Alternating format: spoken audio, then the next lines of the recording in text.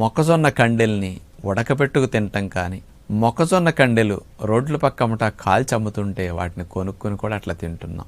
మొక్కజొన్నల్ని ఉపయోగించటం వల్ల ప్రేగులకి చాలా మేలు జరుగుతున్నది.